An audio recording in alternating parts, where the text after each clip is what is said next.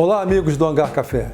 Bem-vindos a bordo para mais um episódio da fascinante história do piloto de caça inglês Douglas Bader. No capítulo de hoje, vamos contar a passagem de Bader na vida civil e o seu inusitado retorno aos quadros da Real Força Aérea. Então pegue um café, porque já vamos decolar.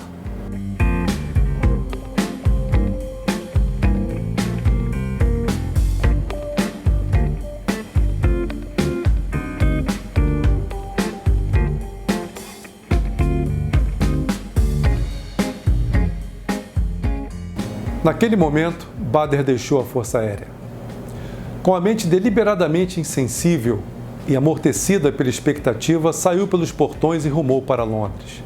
Logo percebeu que não tinha casa para morar e que a Força Aérea tinha sido um refúgio acolhedor, mas não podia voltar.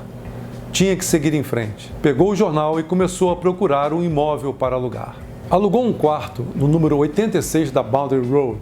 Semana seguinte, trouxe-lhe um despertar frio de um mundo inóspito e a incerteza de um futuro onde se tinha que disputar com muitos outros o próprio quinhão. Para pessoas como Bader, não havia nenhuma oferta de trabalho na minúscula coluna de empregos. Certo dia chegou uma carta de uma agência de emprego lhe sugerindo visitar os chefes do departamento de pessoal de duas empresas. Uma delas era a Companhia Asiática de Petróleo. Lá, sugeriram um emprego que implicava em viajar para os trópicos. Explicou que suas pernas não o permitiam ir a regiões de altas temperaturas. Foi quando lhe disseram da possibilidade de uma vaga em uma seção de aviação que estava em crescimento. Bader ficou bastante interessado. Seria um trabalho burocrático, ajudando a vender gasolina de aviação para as linhas aéreas e os governos. Foi contratado.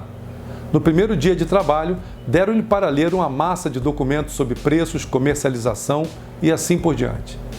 Depois de 2 semanas, já estava mais familiarizado e ocupava-se principalmente com valores e o envio dos produtos para a Austrália.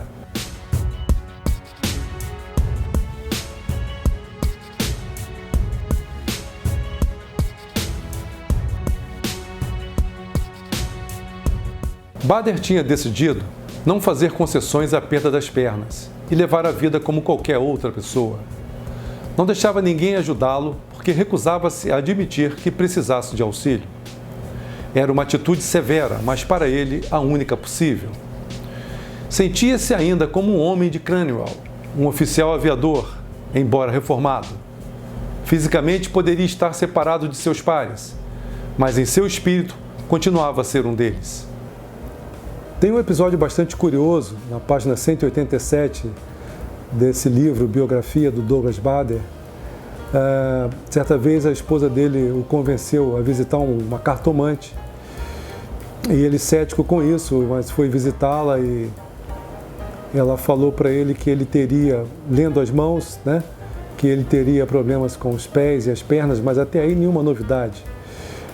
Só que ela acrescentou que ele passaria um período de dificuldade, mas viria a ser uma pessoa famosa e seria condecorado pelo rei.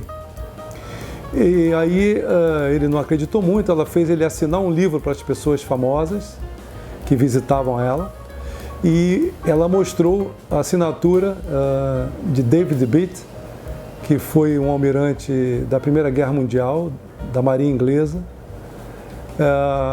muito famoso, e que a visitou ainda como subtenente em 1904. E ela falou para ele que ele se tornaria, então, um famoso almirante. E ela mostrou isso escrito no livro. Bader ficou com aquilo na cabeça, mas resolveu esquecer e seguir a vida. E acabou acontecendo o que aconteceu. Seu emprego não lhe trazia desafios que o motivasse. As pernas mecânicas ainda o incomodavam. Não podia andar muito sem se cansar e esfolar os cotos, e algumas vezes voltava ao fabricante para novos ajustes. Ansiava por poder praticar algum esporte. Um dia, alguns amigos foram jogar golfe num campo local e convidaram Bader e sua esposa Thelma para irem assistir. Chegando lá, lhe deram a bola e um taco para se distrair. Na primeira tacada que tentou, errou e caiu estatelado de costas. Levantou-se, tentou de novo e a mesma coisa aconteceu. Por sorte, o gramado era macio.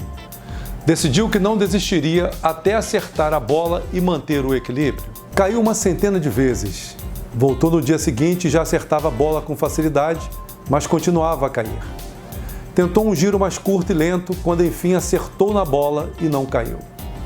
A partir daí, o desempenho no golfe foi de crescente melhora, apesar das dores nos cotos quase sempre esfolados de tanto esforço. Bader estava radiante de alegria. O golfe era como uma janela se abrindo para um mundo novo. Conheceu muitas pessoas no clube e agora, além de praticar o esporte, havia o prazer em uma nova vida social.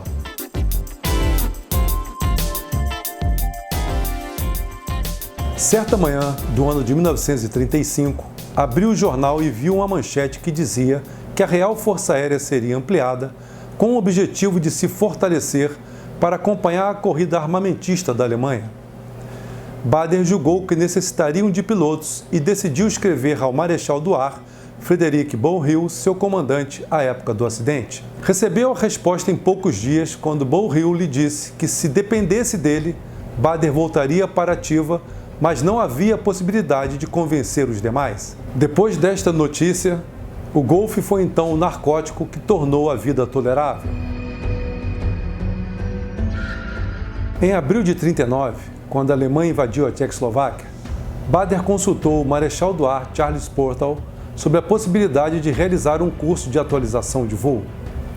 Recebeu a resposta de que em tempos de paz não seria possível permitir sua admissão neste curso para oficiais da reserva.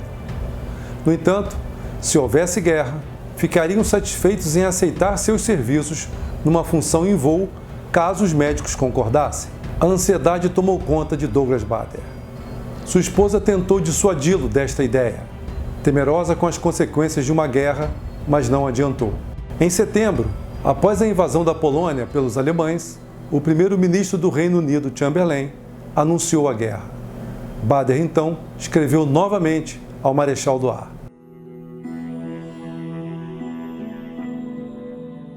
As semanas se passavam e nada acontecia.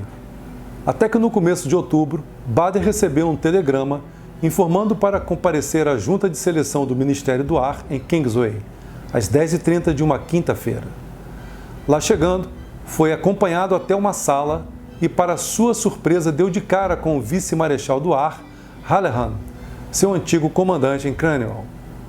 Ele o cumprimentou e perguntou que tipo de trabalho gostaria de realizar. Bader respondeu: voar. Hallehan disse que cuidava apenas de serviços em terra, ao que Bader respondeu que somente o voo o interessava. Um breve silêncio se estabeleceu até que o vice-marechal apanhou um papel e começou a escrever. Ao terminar, assinou, colocou no envelope e lhe entregou dizendo para levar aos médicos do outro lado da Kingsway. Despediu-se de Bader e desejou boa sorte. Ao entrar no prédio, sentia-se temeroso, mas com esperanças na carta de Hallehan. Na unidade médica, encontrou com o subtenente, a quem deu o envelope pedindo para entregá-lo ao comandante da ala. Pouco depois, o militar voltou e pediu para acompanhá-lo. Bader nunca se esqueceu da sequência de eventos que se seguiu.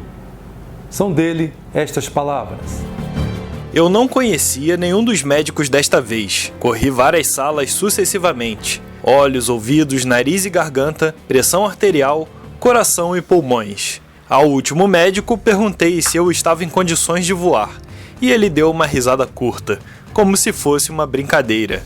Por fim, meu dossiê ficou completo, e o comandante de ala mandou me chamar. Sentei-me, percebi que ele olhava o meu dossiê. Depois, ergueu os olhos e me disse que, exceto quanto às pernas, você está 100%. O comandante da ala estendeu um pedaço de papel para Bader. Era o bilhete do vice-marechal, que dizia conhecê-lo desde quando era cadete e que ele era do tipo que a Força Aérea precisava. Se estivesse apto, exceto quanto às pernas, sugeria que deixasse que a Escola Central de Pilotagem verificasse suas qualidades de piloto. Bader devolveu o bilhete sem uma palavra. Sabia estar em um momento crucial na sua vida.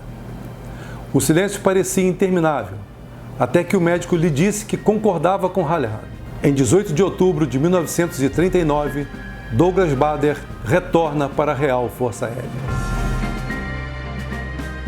Douglas Bader teria agora uma nova oportunidade e sua vida mais uma vez mudaria completamente. O sonho de retornar à Força Aérea como piloto estava mais próximo de se tornar realidade. É o que veremos no próximo capítulo. Não deixe de se inscrever no canal e compartilhar com seus amigos. Nos acompanhe também nas redes sociais. Até breve e muito obrigado!